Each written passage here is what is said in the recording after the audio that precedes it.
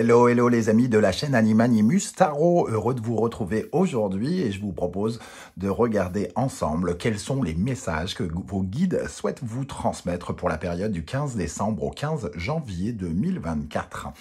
Donc, dans quelques instants, nous allons nous donner rendez-vous avec votre signe solaire, bien évidemment, mais je vous recommande, comme d'habitude, de regarder également la vidéo de votre signe ascendant et de votre signe lunaire, peut-être pour avoir des compléments d'informations ou recevoir d'autres messages. Je vous rappelle que c'est un tirage général, vous ne prenez uniquement que ceux qui vibrent avec ce que vous vivez, que ce qui vous intéresse. On ne fait pas de forcing au forceps, on n'y va pas au forceps, on prend uniquement ce qui vibre, sinon on passe à autre chose. Dans la barre d'infos, juste en dessous, vous trouverez différents liens qui vous mèneront vers les guidances que j'ai effectuées pour votre signe récemment, comme par exemple quelles sont les bonnes surprises qui vous attendent pendant le premier semestre 2024, ainsi que les bonnes surprises qui vous attendent en janvier 2024. Deux vidéos distinctes, différentes. Et vous retrouverez également la guidance de décembre 2023, la guidance de janvier 2024. Voilà de quoi passer un petit peu de temps en ma compagnie. Vous trouverez également mon adresse email si vous désirez des renseignements pour les tirages personnalisés. Allez, à tout de suite avec votre signe. Hello, hello les amis poissons, ascendant poisson, signe lunaire en poisson, bienvenue pour cette guidance. Aujourd'hui, nous regardons quels sont les messages que vos guides cherchent à vous transmettre pour la période du 15 décembre au 15 janvier 2024. Alors j'espère que vous allez bien. Je rappelle que ce sont des énergies qui peuvent parler à certains poissons dès à présent et parler à d'autres un peu plus tard. Pendant cette période, voire au début du mois de février, pourquoi pas. N'hésitez pas à revenir sur ce tirage si toutefois il ne vous parlait pas dès à présent. C'est un tirage général qui ne parlera pas à tout le monde, donc vous prenez uniquement les messages qui vous intéressent et qui vibrent avec ce que vous vivez. Et je vous encourage, comme d'habitude, à regarder la vidéo de votre signe ascendant et de votre signe lunaire pour avoir des compléments d'information. On y va pour ce message de vos guides. N'oubliez pas de liker, de partager et de vous abonner à la chaîne. Ici, avec l'oracle du soleil levant, on porte notre attention sur la carte des arts martiaux. Les arts martiaux qui nous parlent de combat ou de combativité d'une certaine manière. Les arts martiaux, ici, on va dire des sports importants au Japon, avec toute une culture sportive, du fair play, le fait de se rendre compte que d'avoir un concurrent est une grande force aussi, donc de respecter son ennemi qui a beaucoup à nous apprendre également sur nous.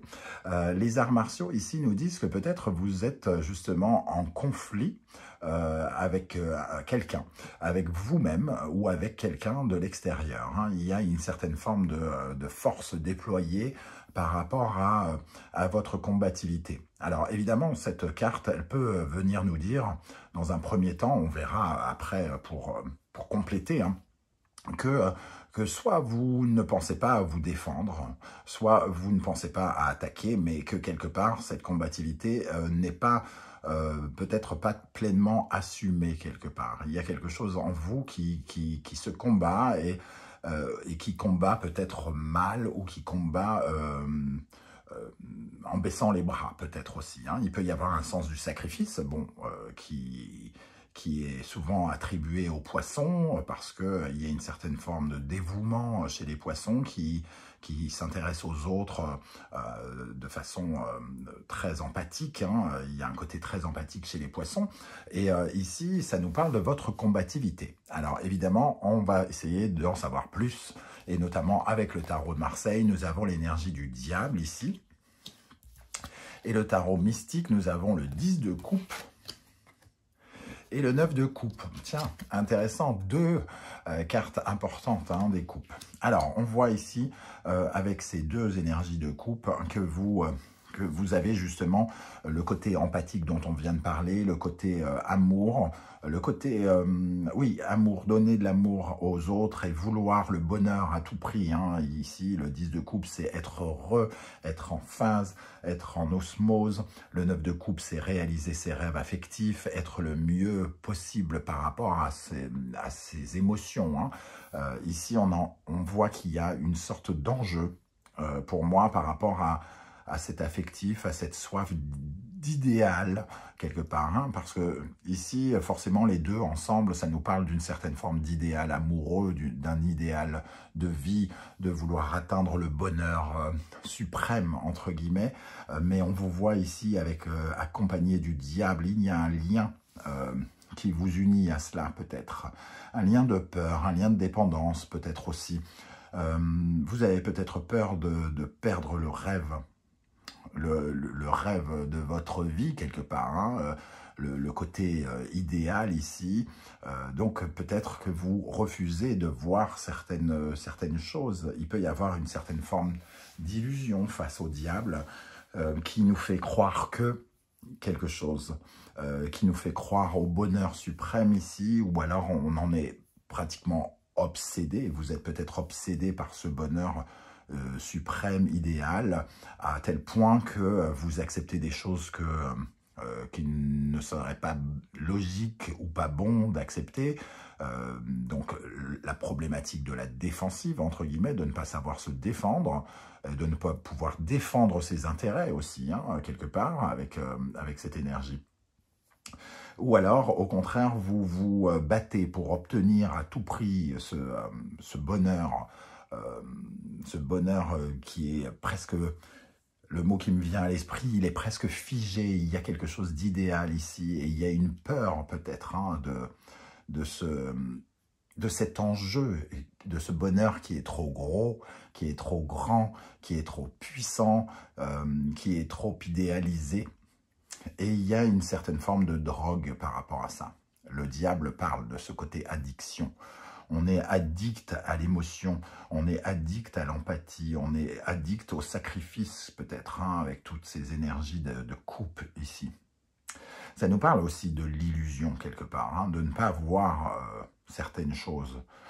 À partir du moment où on croit, excusez-moi l'expression, au pays des bisounours, j'ai presque envie de dire avec le 10 de coupe et le 9 de coupe, forcément on est beaucoup moins armé pour se défendre ou pour combattre également. Hein. Donc ici, il y a cette notion qui apparaît pour votre tirage dans les messages de vos guides.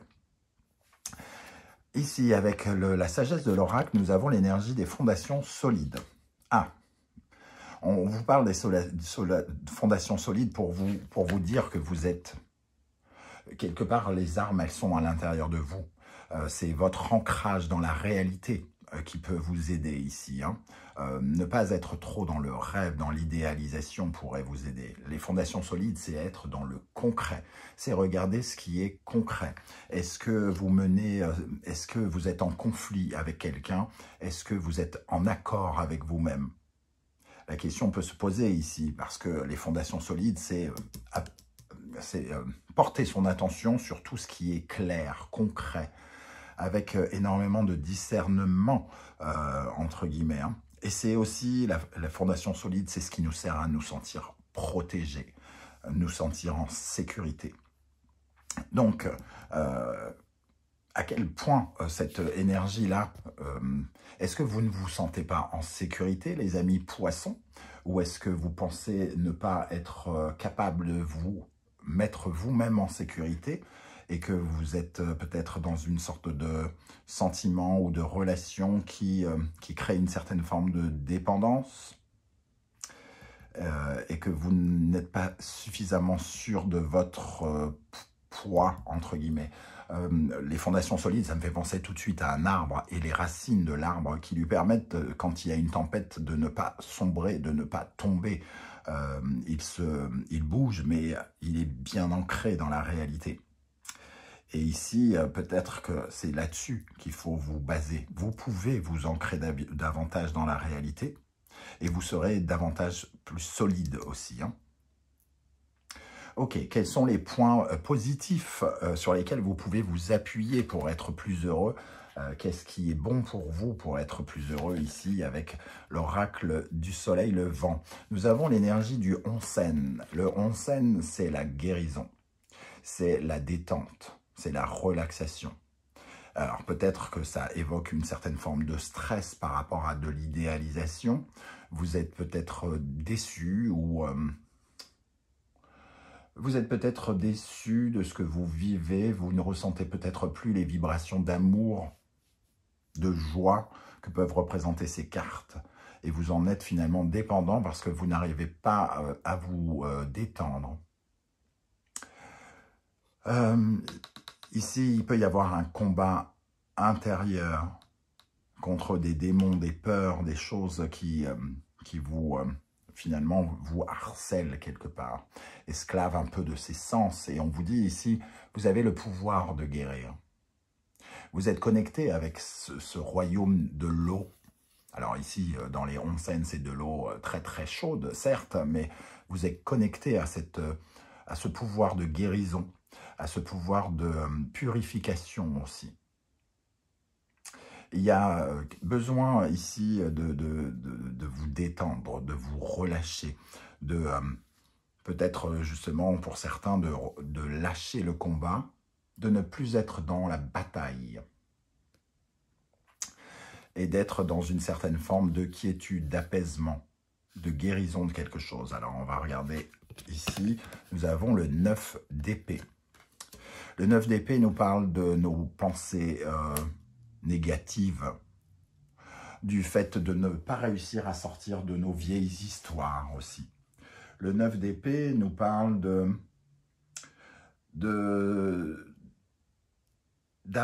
en fait, de ne pas nous rendre compte dans un premier temps qu'il y a plein d'autres options qui sont à notre portée. Des options que l'on n'a pas voulu voir. Et ici, ce qui vous aide, c'est justement de guérir votre vision. On voit tous ces yeux ici sur cette carte, hein, de guérir cette vision et de vous rendre compte qu'il y a des solutions.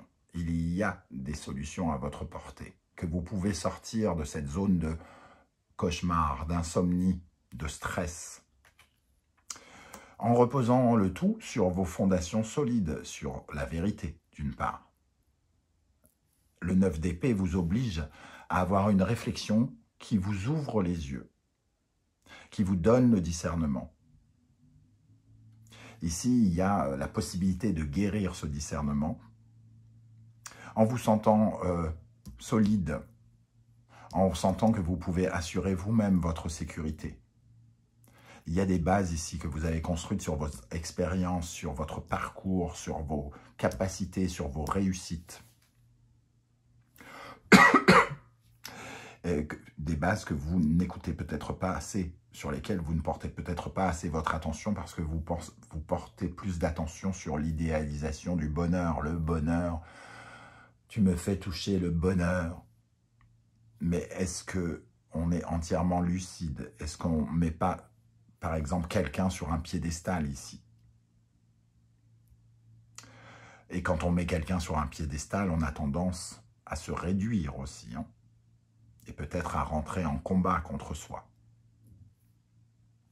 Ok, on va regarder maintenant les énergies qu'il serait bon de développer ou de rééquilibrer pour vous sentir mieux d'après vos guides. Le lutteur. Le Rikishi, donc on n'appelle pas sumo au Japon parce que c'est vulgaire, ce sont des dieux vivants, ces sumo, que nous on appelle les sumo, pardon, les Rikishi, les lutteurs, ici représentent le triomphe, le succès, hein, on le voit, la coupe, ramener la coupe à la maison, comme dirait l'autre, sous l'acclamation. Ici, ça nous parle de rééquilibrer ce sentiment que vous êtes capable des choses, que vous réussissez, que vous êtes puissant, que vous êtes fort, que vous êtes lourd. Il n'y a pas plus ancré que le lutteur qui s'appuie sur ses deux jambes ici pour garder une certaine forme d'équilibre. Le combat des lutteurs, c'est justement de faire perdre l'équilibre à l'autre, hein, de le pousser en dehors d'une zone de jeu, et de finalement lui faire perdre l'équilibre, de lui enlever sa sécurité.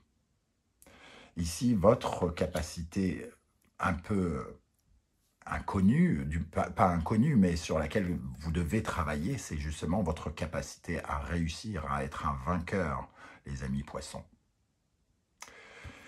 Le lutteur aussi, au Japon, dans les traditions très très anciennes, c'était quelqu'un qui qui faisait une danse. Hein. Bon, d'ailleurs, les combats de lutteurs ressemblent à une certaine forme de danse.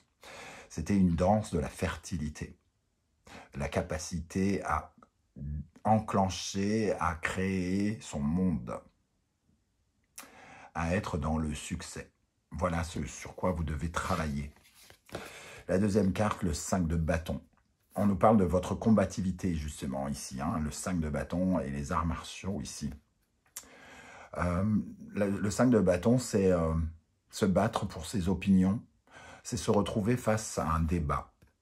On a plusieurs personnes qui se combattent avec des désirs différents, un feu différent, une étincelle différente. Et il y a une certaine forme de combativité. Ça nous parle de la compétition, par exemple. Est-ce que vous êtes dans une certaine compétition ou est-ce que vous vous laissez faire? Les arts martiaux, ici, la défense.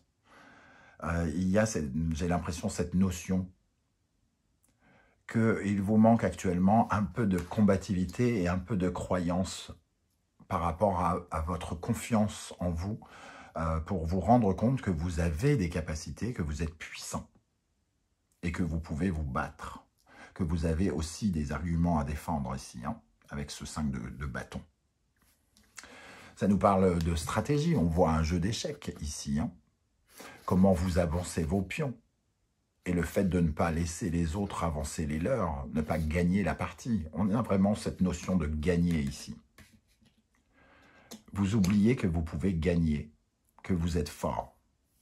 Et on vous invite ici à voir qu'il y a des options, d'autres options, à votre portée. Quelle est l'énergie que vos guides cherchent à vous mettre en tête ici, hein? Nous avons la carte de la méditation. La méditation, bon voilà, les choses vont dans le sens du onsen ici, hein, qui nous parle de guérison, de lâcher le mental ici, qui réfléchit trop, qui idéalise peut-être trop, qui se laisse convaincre de quelque chose.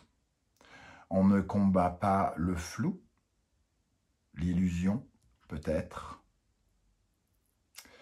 et on se laisse convaincre. Et ici, on vous dit, réfléchissez avec beaucoup plus de simplicité, avec un mental plus doux, que vous pouvez dompter, que vous pouvez apprivoiser. De ne pas être dans des films qui se ressassent et qui reviennent constamment dans votre tête, de vous libérer de ces films. Le 9 d'épée, hein.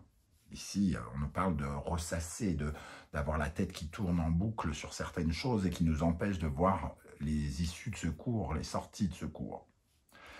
Là, on vous dit, détendez-vous, trouvez le calme en vous, justement, pour retrouver la lucidité et la force qui est la vôtre. Ressentez votre respiration, votre connexion au monde, au sol, avec la méditation. Quels sont les conseils que vos guides cherchent à vous transmettre avec le tarot Symbolon? Scorpion, Pluton, Capricorne, Saturne. On nous parle de blocage ici. D'un côté, on s'enlise, hein, un peu de sabotage peut-être, l'impression de s'encrouter dans une situation et de rester dans le blocage, de refuser une certaine forme de deuil, de se dire que, bon, on n'est pas obligé de rester dans cette grotte. On a de la lumière ici, il y a du feu. Il suffit de nous tourner pour voir l'issue de secours. On retrouve cette notion du 9 d'épée ici. Il y a une issue de secours à ce blocage, au blocage que vous ressentez. Mais il faut accepter de tourner une page et de vous régénérer autrement, avec autre chose. Il y a quelque chose de psychologique avec le scorpion, hein. Ici, il y a un trouble, il y a une blessure peut-être qui a été réveillée par quelque chose qui vous sabote et qui vous enlise. Il vous faut trouver le courage, la force et le courage, la bataille au fond de vous, la combativité, la détermination pour vous sortir de cet état. Le deuxième conseil, Balance, Vénus, Poisson, Neptune. L'idéalisation dont on parlait ici, relationnelle, les autres. Comment on perçoit les autres. L'arc-en-ciel, la fée, la princesse plutôt. Mais cette princesse, on est un peu loin pour la voir vraiment. Est-ce qu'on ne s'illusionne pas sur cette relation, sur le relationnel? Est-ce qu'on n'a pas un peu... on ne donne pas trop de... On n'accorde pas trop de gentillesse à certaines personnes qui ne le méritent pas, qui ne méritent pas notre amitié, parce que finalement, on les voit plus grands qu'ils ne sont, on les voit meilleurs qu'ils ne sont. Ici, on nous parle de sortir de ces illusions ici, de ce rêve bleu, par rapport à ce que l'on ressent par rapport aux autres. Ici, Taureau, Vénus, Sagittaire, Jupiter, on nous parle de la valorisation, de se revaloriser. On parlait ici du vainqueur. Quand on valorise trop les autres, ici, on a tendance à se sentir plus petit.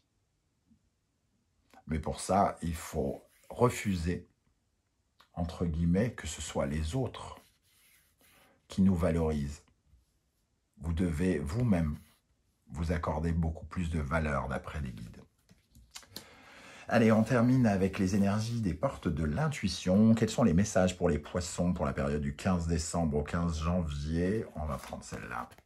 La non-résistance. En acceptant votre responsabilité des choses, la solution émerge. Vous êtes peut-être, d'après vos guides ici, un petit peu responsable parce que vous ne vous battez pas pour construire votre monde, que vous êtes dans une bulle de réflexion qui tourne en rond et qui vous empêche de réfléchir calmement, tendrement avec vous-même. La longue vue, mettez le focus de votre intuition pour une nouvelle vision. Vous avez de l'intuition, vous ressentez les choses. Donc, utilisez cette intuition pour regarder au loin, pour savoir dans quelle direction vous serez, comment vous vous sentez dans les prochains mois. L'abondance, sentez-vous mériter le meilleur sans aucune condition en contrepartie. On parle de sabotage d'une certaine manière et on vous parle de vous concentrer sur vos réussites, sur votre capacité à gagner, à vous battre, à être le meilleur ou la meilleure. Vous méritez le meilleur, mais vous devez commencer par vous l'accorder à vous-même. C'est vous qui commencez le travail ici. Voilà les amis poissons, comment je ressens ce tirage. Je ne sais pas du tout comment ça va vous parler. J'espère que vous serez nombreux à venir commenter la vidéo juste en dessous ici pour me dire comment vous ressentez tout ça. J'aurai beaucoup de plaisir à vous lire et à vous répondre comme je le fais à chaque fois. Et si vous ne voulez pas étaler votre vie, vous le savez, vous mettez juste un emoji, un coucou, histoire de dire que tout n'est pas virtuel dans ce monde et tout n'est pas digital. Et j'aurai plaisir à vous saluer à mon tour. Je vous remercie en tout cas pour vos likes, vos partages, vos demandes d'abonnement et vos commentaires qui enrichissent cette chaîne et me permet à moi d'avancer. Je tenais à vous remercier pour tout cela, pour cette année 2023. Je tiens également à vous souhaiter à tous et à toutes une excellente fin d'année. On se retrouve très vite avec une guidance sentimentale. N'hésitez pas à aller regarder les guidances 2024 que je vous propose. Les différents liens sont juste en dessous. On se retrouve très très vite. En attendant, prenez bien soin de vous les amis poissons. Merci d'être là et à bientôt. Ciao, ciao.